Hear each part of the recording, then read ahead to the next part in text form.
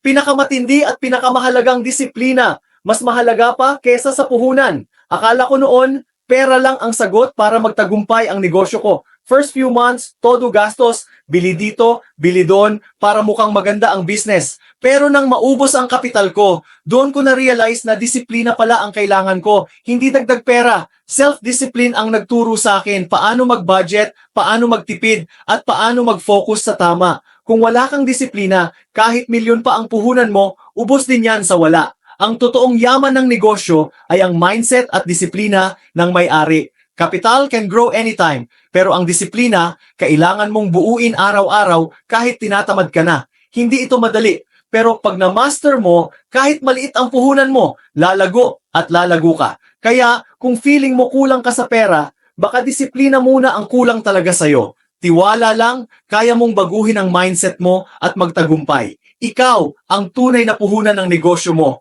I-share mo sa comments kung ano ang pinaka-challenge mo sa self-discipline.